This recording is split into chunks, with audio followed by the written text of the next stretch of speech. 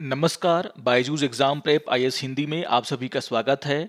और आज हम 17 फरवरी के प्रमुख समाचारों पर आधारित कुछ प्रश्नों पर चर्चा करने वाले हैं। तो आइए शुरू करते हैं आज का डेली क्विज।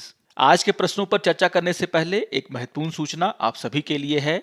हमारे द्वारा 20 फरवरी को सुबह 11 बजे राष्ट्रीय छात्रवृत्ति परीक्षा का आयोजन किया जा रहा है और जो भी छात्र आईएएस एग्जाम की तैयारी कर रहे हैं वे इस परीक्षा का लाभ उठा सकते हैं।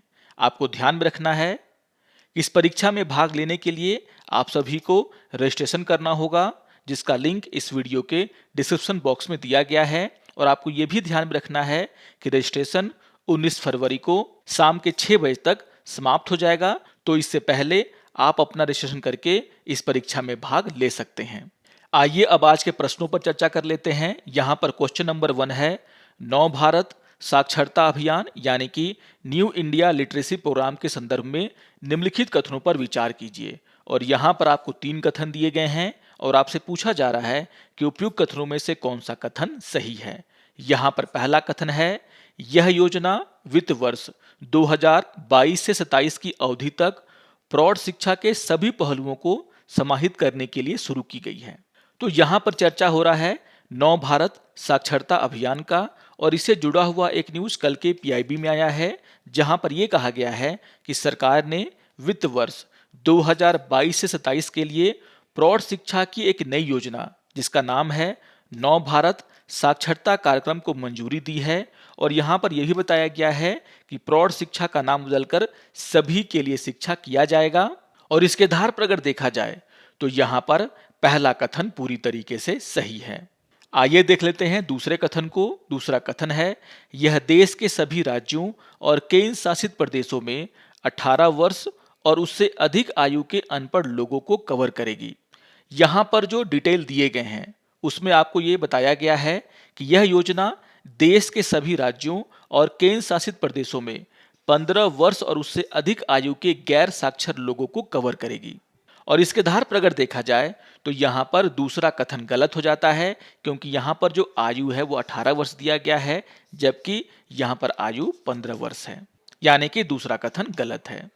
आइए देख लेते हैं तीसरे कथन को। तीसरा कथन है, आधारभूत साक्षरता और संख्यात्मकता के अलावा इस योजना का उद्देश्य जीवन और व्यवसायिक कौशल का विकास करना है। तो यहाँ पर यह कथन पूरी तरीके से सही है। अगर हम इस योजना के प्रमुख विशेषताओं की बात करें तो यहाँ पर यह कहा गया है कि इस योजना के तहत 15 वर्ष और उससे अधिक आयु वर्ग के सभी गैर साक्षर लोगों को महत्वपूर्ण जीवन कौशल के माध्यम से मूलभूत साक्षरता प्रदान की जाएगी। यानी कि यहाँ पर जो तीसरा कथन है वह पूरी तरीके से सही है, और इसीलिए क्वेश्चन नंबर 1 का आंसर होगा आपका ऑप्शन नंबर सी। यहाँ पर पहला और तीसरा कथन सही है। तो इस न्यूज को आप लोग जरूर ध्यान से पढ़ लेंगे। आइए अब क्वेश्चन नंबर 2 पर चर्चा कर लेते हैं। क्वेश्चन नंबर 2 है, हाल ही में समाचारों में रहे पशुबूला पाटुंगा के संदर्भ में निम्नलिखित कथनों पर विचार कीजिए। और यहाँ पर आपको 3 कथन दिए गए हैं और आपसे पूछा जा रहा है कि उपयुक्त कथनों में से कौन सा कथन गलत है। यहाँ पर पहला कथन है, यह बोडो जनजाति का सबसे महत्वपूर्ण त्योहार है। तो यहाँ पर चर्चा हो रही है पशुबूला पाडुंगा की, और आपको ध्यान में रखना है कि यह त्योहार आंध्र प्रदेश में मनाया जाता है। इससे जुड़ा हुआ एक न्यूज आज के द हिंदू समाचार पत्र में भी आया है। और यहाँ पर यह कहना कि यह त्योहार बोडो जनजाति का सबसे महत्वपूर्ण त्योहार है, यह गलत है। इस त्योहार को आंध्र प्रदेश के गांवों में मनाया जाता है, यानी कि यहाँ पर जो पहला कथन है वो गलत है। आइए देख लेते हैं दूसरे कथन को। दूसरा कथन है, आखेड़ त्योहार का अनिवार्य भाग है। अगर हम पशुबूला पाडुंगा की बात करते हैं तो यह पशुओं से जुड़ा हुआ त्योहार है, लेकिन इसमें आखेट यानी कि शिकार नहीं किया जाता पशुओं का, और इसीलिए आखेट त्योहार का अनिवार्य भाग नहीं है। यहां पर पशुओं से जुड़े हुए खेल होते हैं, यानी कि यहां पर दूसरा कथन भी गलत है। आइए देख लेते हैं तीसरे कथन को। तीसरा कथन है, यह त्योहार गाय, बैल और अन्य जानवरों को समर्पित है। तो यह कथन पूरी तरीके से सही है। आपको ध्यान में रखना है कि पशुबूला पाडुंगा जानवरों को समर्पित एक त्योहार है, यानी कि यहाँ पर तीसरा कथन सही है। और इसीलिए क्वेश्चन नंबर 2 का आंसर होगा आपका ऑप्शन नंबर सी। यहाँ पर पहला और दूसरा कथन गलत है। तो इससे जुड़े हुए न्यूज़ को आप लोग जरूर पढ़ लेंगे और क्वेश्चन को भी आप लोग रिवाइज कर लेंगे। बहुत ही इंपॉर्टेंट क्वेश्चन है आपके एग्जाम के लिए। आइए अब क्वेश्चन नंबर 3 पर चर्चा कर लेते हैं। क्वेश्चन नंबर 3 है, ग्रीन हाइड्रोजन के संदर्भ में दिए गए कथनों में से कौन सा कथन गलत है। और यहां पर आपको 3 कथन दिए गए हैं। यहां पर पहला कथन है, अक्षय ऊर्जा का उपयोग करके इलेक्ट्रोलाइसिस द्वारा उत्पादित हाइड्रोजन को ग्रीन हाइड्रोजन के रूप में जाना जाता है। तो जब हम बात करते हैं ग्रीन हाइड्रोजन की, तो आपको ध्यान में रखना है कि ग्रीन हाइड्रोजन एक इलेक्ट्रोलाइजर का उपयोग करके पानी को हाइड्रोजन और ऑक्सीजन में विभाजित करके उत्पादित किया जाता है। और यहाँ पर जिस बिजली का उपयोग किया जाता है इलेक्ट्रोलाइसिस के लिए, वह बिजली पवन और सौर ऊर्जा से प्राप्त की जाती है। और इसीलिए यहाँ पर जिस हाइड्रोजन को बनाया जाता है उसे हम ग्रीन हाइड्रोजन कहते हैं, क्योंकि यहाँ पर जो बिजली है वह पवन और सौर ऊर्जा जैसे स्रोतों से ली जाती है। और इसके आधार पर अगर देखा जाए तो यहाँ पर पहला कथन पूरी तरीके से सही है। आइए देख लेते हैं दूसरे कथन को। दूसरा कथन है, ग्रीन हाइड्रोजन प्राकृतिक गैस या मीथेन से भाप सुधार नामक एक प्रक्रिया के माध्यम से उत्पन्न होता है। तो यहाँ पर यह कथन पूरी तरीके से गलत है। अभी अभी हमने देखा कि ग्रीन हाइड्रोजन इलेक्ट्रोलाइसिस प्रोसेस से उत्पादित किया जाता है, यानी कि यहाँ पर दूसरा कथन पूरी तरीके से गलत है। आइए देख लेते हैं तीसरे कथन को। तीसरा कथन है, ग्रीन हाइड्रोजन उत्पादन का सबसे स्वच्छ रूप है, क्योंकि उसमें उप उत्पाद केवल जल और जल वाष्प है। तो ये बिल्कुल सही कथन है। और इसके आधार पर अगर देखा जाए तो क्वेश्चन नंबर 3 का आंसर हो जाएगा आपका ऑप्शन नंबर ए, यानी कि यहां पर सिर्फ दूसरा कथन ही गलत है। इससे जुड़ा हुआ न्यूज आज के द हिंदू समाचार पत्र में आया है, जिसका शीर्षक है, इक्विटेबल एनर्जी एक्सेस की ऑन एनवायरमेंटल पॉलिसी। आइए अब क्वेश्चन नंबर 4 पर चर्चा कर लेते हैं। क्वेश्चन नंबर 4 है, दिए गए कथनों में से कौन सा कथन गलत है। और यहां पर आपको 4 कथन दिए गए हैं।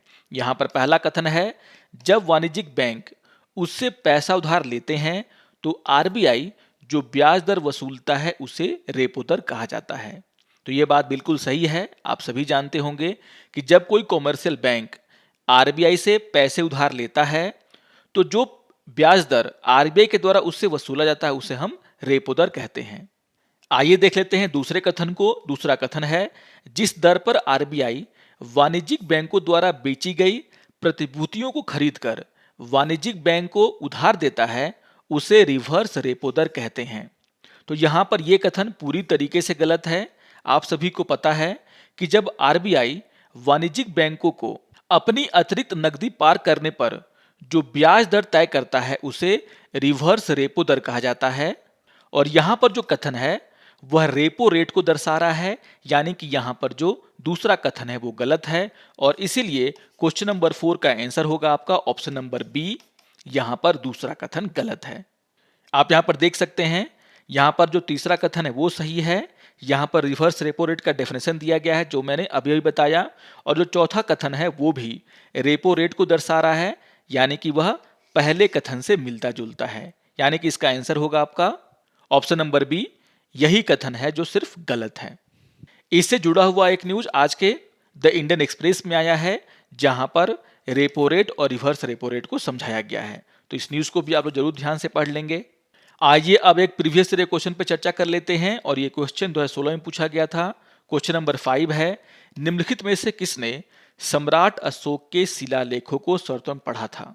और यहां पर आपको 4 ऑप्शन दिए गए हैं। और आप सभी को पता है कि जेम्स प्रिंसेप के द्वारा सबसे पहले सम्राट अशोक के शिलालेखों को पढ़ा गया था, यानी कि क्वेश्चन नंबर 5 का आंसर होगा आपका option number B, James Prinsep. आइए अब आज के तथ्य के ऊपर चर्चा कर लेते हैं। और आज हम चर्चा करने वाले हैं तारापुर नरसंहार के ऊपर। और इससे जुड़ा हुआ एक न्यूज आज के द इंडियन एक्सप्रेस में आया है, उसके एक्सप्लेन सीरीज में आया है, जहां पर तारापुर नरसंहार को लेकर के बहुत ही महत्वपूर्ण बातें कही गई हैं। आप सभी को ध्यान में रखना है कि 15 फरवरी को तारापुर शहीद दिवस के रूप में मनाया जाता है। और यहां पर इस अवसर पर बिहार के सीएम नीतीश कुमार के द्वारा यह कहा गया है कि 90 साल पहले मुंगेर जिले के तारापुर शहर में पुलिस द्वारा मारे गए 34 स्वतंत्रता सेनानियों की याद में 15 फरवरी को शहीद दिवस के रूप में मनाया जाएगा। तो यहां पर आपको ध्यान में रखना है कि बिहार के मुंगेर जिले के तारापुर शहर में यह घटना हुई थी, जहां पर पुलिस के द्वारा 34 स्वतंत्रता सेनानियों को मार डाला गया था। और इसी दिन को याद करते हुए हर वर्ष तारापुर शहीद दिवस 15 फरवरी को मनाया जाता है और अब से 15 फरवरी को शहीद दिवस के रूप में मनाया जाएगा। और ये घोषणा बिहार के सीएम नीतीश कुमार के द्वारा किया गया है। आपको ये ध्यान में रखना है कि तारापुर जलियांवाला बाग कांड के बाद दूसरा सबसे बड़ा नरसंहार है जो कि अंग्रेजों के द्वारा किया गया है। अगर हम इस घटना की बात करें तो यहाँ पर आपको ध्यान में रखना है कि 15 फरवरी 1932 को कुछ युवा स्वतंत्रता सेनानियों के एक समूह के द्वारा तारापुर के थाना भवन में एक भारतीय राष्ट्रीय ध्वज फहराने की योजना बनाई गई थी। पुलिस को इस योजना की जानकारी थी और बहुत सारे अधिकारी मौके पर मौजूद थे। जब स्वतंत्रता सेनानी तारापुर के थाना भवन में राष्ट्रीय ध्वज को फहराने के लिए निकले तो यहाँ पर अंग्रेजी अफसरों के द्वारा इन पर लाठियां चार्ज की गई और फिर गोलियों को चलाने का आदेश दिया गया। और यहाँ पर पुलिस के द्वारा इन क्रांतिकारियों पर अंधाधुंध फायरिंग की गई, जिसमें कि 34 क्रांतिकारी मारे गए। हालांकि यहाँ पर उस समय लोगों के द्वारा दावा किया गया था कि सिर्फ 34 नहीं, बहुत सारे क्रांतिकारी मारे गए हैं जिनकी लाशों को अंग्रेजों के द्वारा गंगा में बहा दिया गया था। तो यह एक बहुत बड़ी घटना थी जिसे कि इतिहास में लगभग भुला दिया गया था। और यहाँ पर बिहार के सीएम के द्वारा इस घटना को राष्ट्रीय सम्मान दिलाने का फैसला लिया गया है। और आपको ध्यान में रखना है कि 15 फरवरी को शहीद दिवस के रूप में मनाने का फैसला बिहार सरकार के द्वारा लिया गया है। तो बहुत ही इंपॉर्टेंट न्यूज है ये, इसको आप जरूर ध्यान से पढ़ेंगे। आशा करता हूं कि आपको आज का ये डेली क्विज पसंद आया होगा। सारे क्वेश्चंस बहुत ही महत्वपूर्ण न्यूज से जुड़े हुए हैं। आप इन दोनों को रिवाइज कर लेंगे। और अगर आपको ये वीडियो अच्छा लगे तो आप जरूर से लाइक करें, शेयर करें और दूसरों को भी सब्सक्राइब करने के लिए प्रेरित करें। तो मिलते हैं डेली क्विज के अगले अंक में। तब तक के लिए नमस्कार और धन्यवाद।